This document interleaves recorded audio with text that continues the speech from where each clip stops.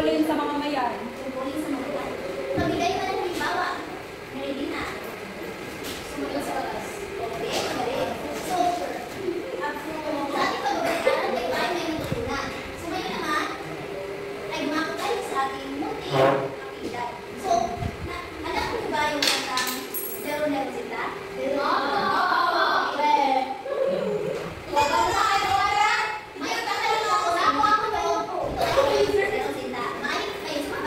Dahil ito ay gagawin natin sa ating paksang dinatalakay.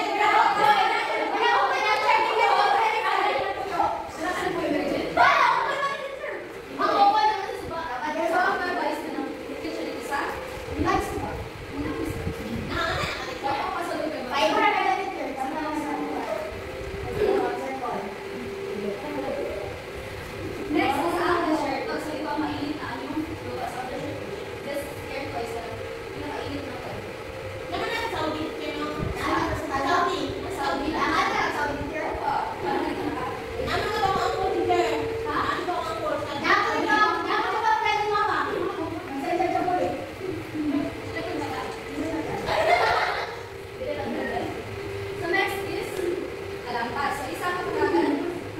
Tanas ka mataas na lugar. So, kung may isang mundo, kubulol. Halimbawa, dito ay ang gusto ng bagay. So, kung may mga yung bagay. Wala, ayun. Sa next is ang pulo. So, ito ay anong lupa na nakapaligiran ng tubig. So, ito ay island. Peninsula.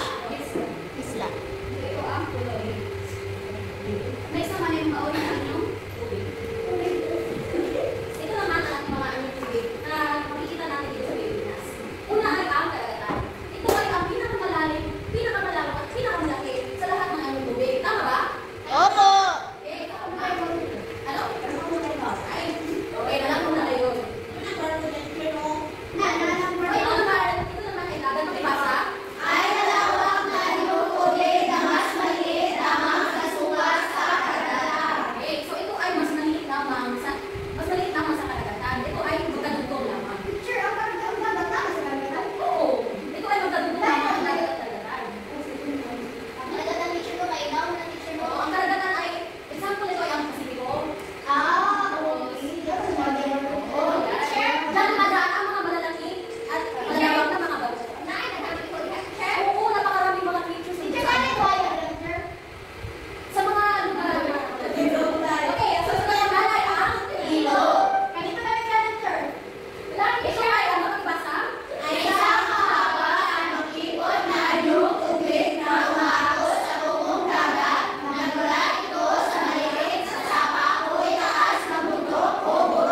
So ang ilog ay nagmumula sa isang mataas na lugar, diba? Ito ay umaabot papunta kay baba, patungo sa dagat. Halimbawa, yung sa ating bundok na mga sungay, siguro may isa pa doon sa itaas ng ating bundok at merong dumadami naman kung nasa ibabaw ng bundok ang tubig.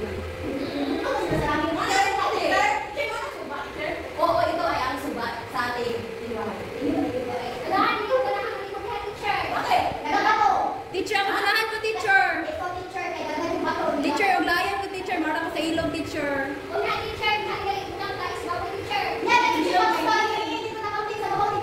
Hindi yung bili.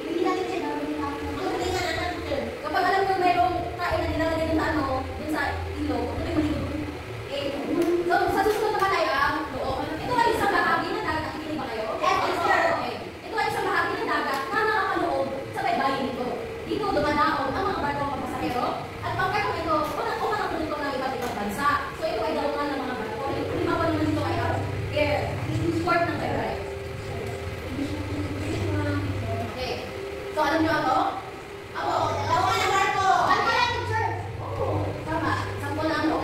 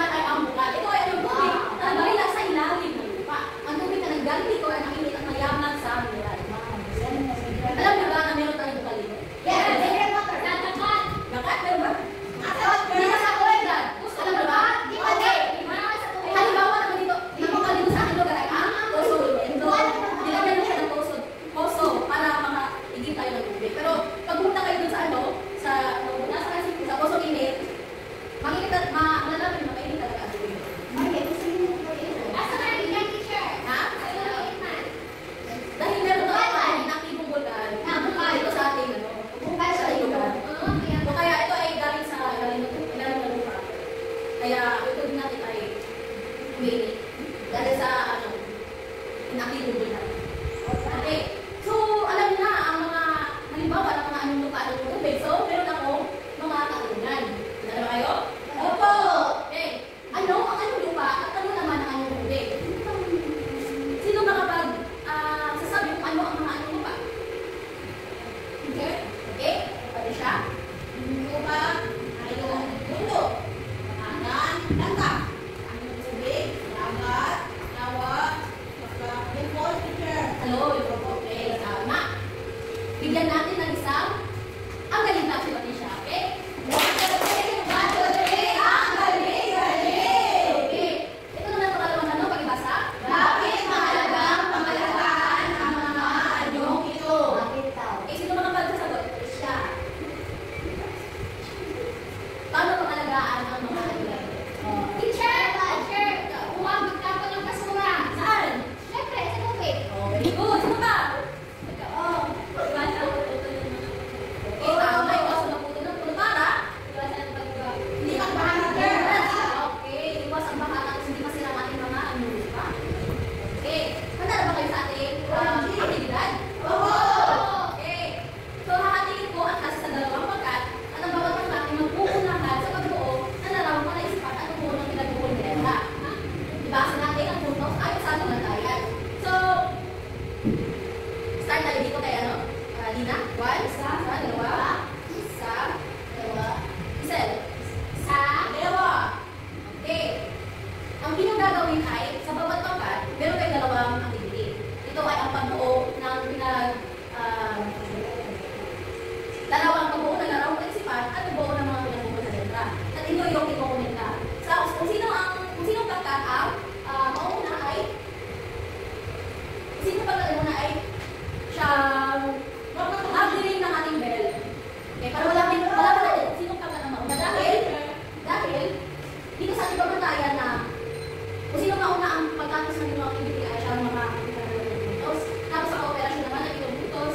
Ang kawasan ng sagot ay ibang puntos sa ating kung ano may pagkatapos. Okay, handa na ba?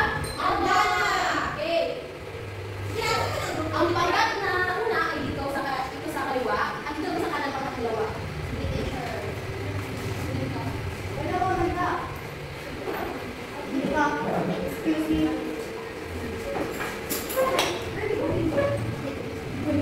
Okay. Nakaupo na ba lahat? Opo! Okay, so ito ang sagot ng dalawa. Ito ang sagot ng... Opo. Ang inyong mga larawan na nabuo ay inyong ipagkasa dito sa ating chalkboard.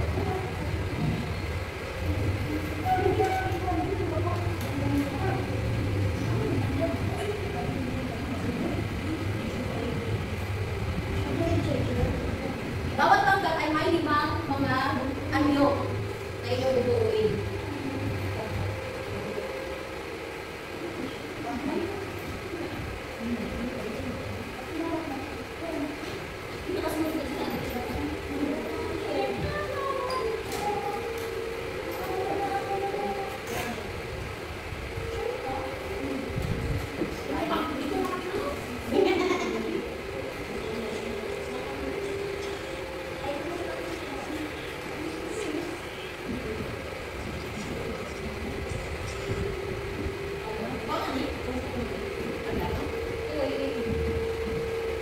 Tandaan nyo na wala tayong oras na limitado. Kung sino lang yung makakauna ng pagkatapos ng ating This is so hard, teacher. This is so hard.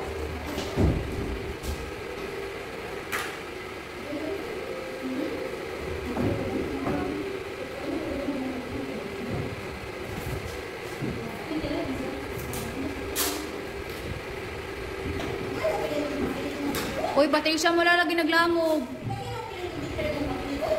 Teacher, may ilang ako. Dili yung batol. This is so hard. Why is it so hard?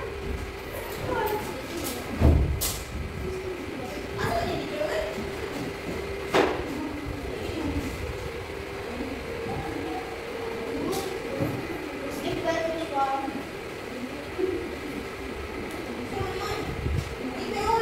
Po, ito ang